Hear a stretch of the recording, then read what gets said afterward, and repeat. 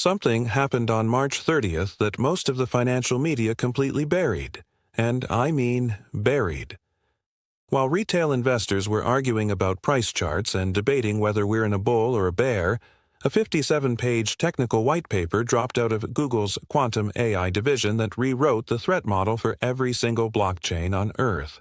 Every single one. Bitcoin, Ethereum, Solana, all of them. But here's what nobody is connecting for you. Buried inside that same document, one ledger kept appearing over and over.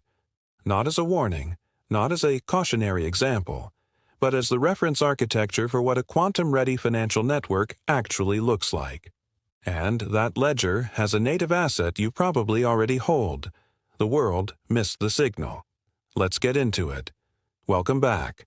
Today, we are decoding Google's quantum white paper, what it actually says about the XRP ledger, and why the math of what comes next is more compelling than anything covered this year. This is not financial advice. Do your own research. Consult a professional. Only put in what you can afford to lose. Now, let's go. Let me start with the hard truth. Most people read a headline about quantum computing and think, science fiction, decades away, not my problem. That mental model is exactly why the signal gets missed every single time. Here is what Google's team actually found. To crack the elliptic curve cryptography, the ECDSA signatures securing Bitcoin transactions, Ethereum wallets, Solana accounts, a quantum machine would need somewhere under 500,000 physical qubits. That number was once estimated in the millions. They just cut the ceiling in half. And their projected timeline for a cryptographically relevant quantum computer. Around 2029. That is not a generation away. That is one presidential election cycle away. Now here's where it gets interesting. The paper does not treat all blockchains equally. It explicitly segments networks into three categories. First, chains with no post-quantum plan, sitting ducks. Second, chains with early experimental work, better but incomplete. Third, a small cluster of networks that are already running post-quantum cryptographic signatures on live testnets with clear protocol-level pathways to migration. The XRP ledger is named, repeatedly, 14 times across 57 pages, in that third category. Think about what that means technically. The XRPL has already deployed experimental support for Crystal's dilithium, a NIST-standardized lattice-based signature scheme. That is not vaporware. That is running code on a testnet right now. And because the XRP ledger's smart signature architecture allows multiple signature types at the account level, the migration path does not require a hard fork, does not require ecosystem consensus, and does not require shutting anything down. You simply rotate keys. Compare that to Bitcoin. Roughly 6.7 million BTC, we are talking hundreds of billions of dollars at current prices, sit in UTXOs with exposed public keys. Every one of those coins is vulnerable to a harvest now decrypt later attack the moment a capable quantum machine comes online. The Bitcoin community's plan to address this? Community coordination on a chain that has not successfully coordinated a major upgrade in years.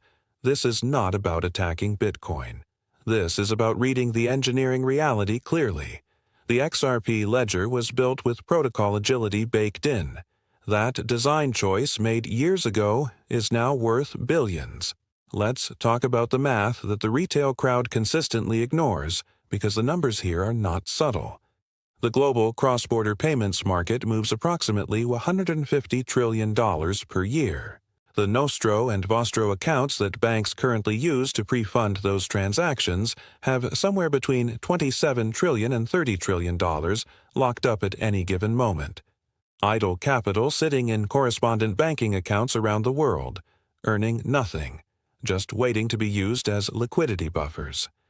Ripple's stated design thesis, and this is documented, not speculation, is that XRP eliminates the need for that pre-funded liquidity. Instead of locking up capital in 50 different currencies across 50 different countries, A financial institution uses XRP as a bridge asset in real time, converts on one side, settles on the other, and the transaction is done in 3 to 5 seconds. Now do the math. If XRP captures just 1% of that 27 trillion in freed nostro vostro liquidity as its required working capital, just 1%, that is 270 billion that needs to sit in XRP at any given time to support transaction flow. The circulating supply of XRP right now is roughly 57 billion tokens. At $270 billion in required liquidity demand, that alone implies a price floor of approximately $4.73 per token just to mechanically support the transaction volume. That is not a Moonboy target. That is a functional requirement. Now layer in the tokenized real-world asset wave. Franklin Templeton, BlackRock, and Fidelity are not dabbling in tokenization anymore. They are racing. The tokenized asset market is projected to hit $4 trillion by 2030, according to multiple institutional research desks. The XRP ledger already has native support for issuer permissions, compliance metadata, and asset controls that most chains are still trying to retrofit. Tokenized treasuries on XRPL have already crossed billions in notional value.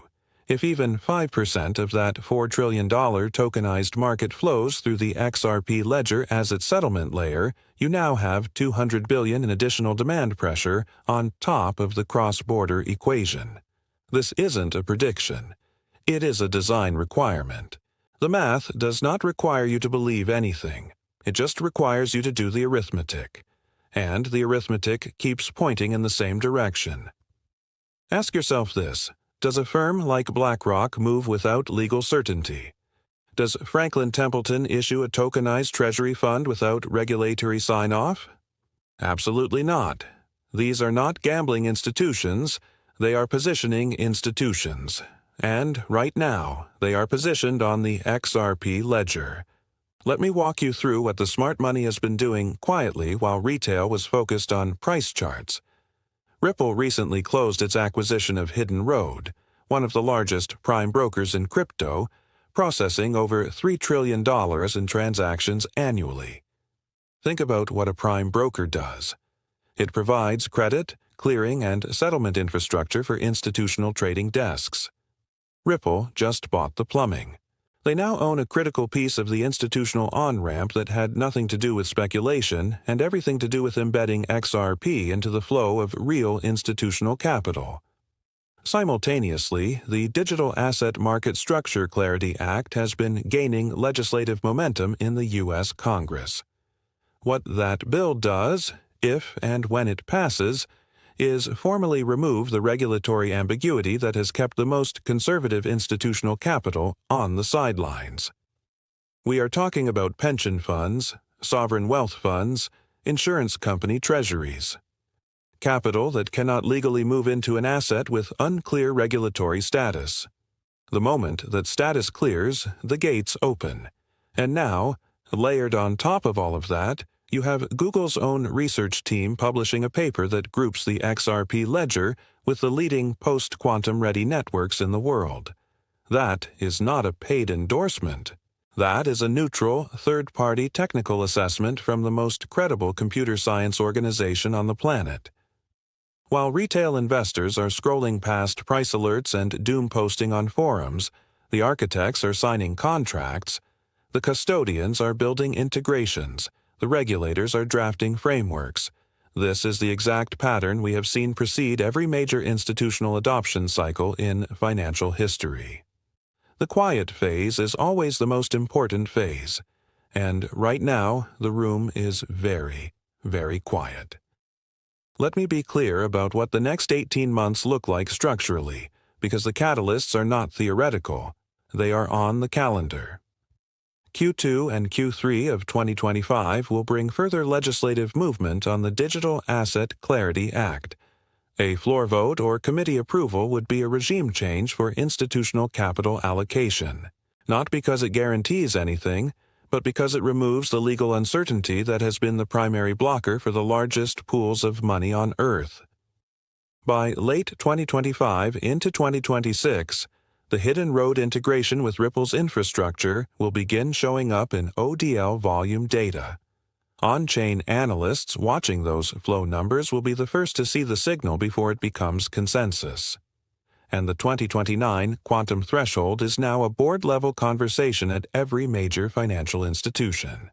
Google's paper explicitly calls on networks like the XRP Ledger to publish formal post-quantum roadmaps before end of decade. When those roadmaps publish, and they will serve as procurement checklists for every bank and asset manager evaluating which settlement network to build on. The fuse is lit. The timeline is specific, and the networks that cannot check those boxes will not be selected. The ones that can already check them, they are already being selected, quietly, right now. Here is the supply reality that most people still have not absorbed.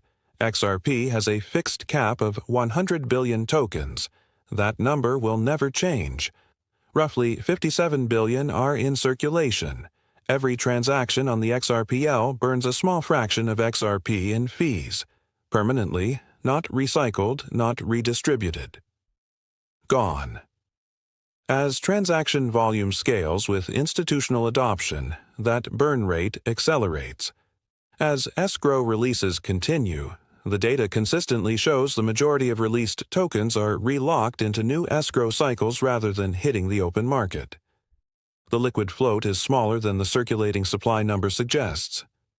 When you combine a shrinking liquid float with the demand math we just walked through, cross-border liquidity requirements, tokenized asset settlement, post-quantum institutional preference, you get a supply-demand dynamic that does not resolve at current prices. The window to accumulate before this becomes consensus is measured in quarters, not years. The informed already know this. Now you do too. Let's zoom out for a moment. Because this matters beyond price targets. What Google's paper really signals is that the era of treating crypto as a speculative sideshow is ending. The institutions building the next layer of financial infrastructure are not going to choose networks based on community vibes or Twitter followings. They are going to open procurement checklists. They are going to require post-quantum roadmaps, regulatory compliance architecture, real-world asset support, and settlement finality. And then they are going to pick. The XRP Ledger checks every single one of those boxes today. Not on a roadmap, not in a white paper promise, but in deployed, running, auditable code. History does not reward comfort. It rewards the people who paid attention when the room was quiet. You are watching the structure. The crowd is watching the noise. That difference, right there, is what separates the positioned from the priced out. In a market powered by emotion, we move on structure. In a cycle powered by noise, we move on signal. Google just handed the world a 57-page signal. Stay rational. Stay positioned. The math doesn't lie.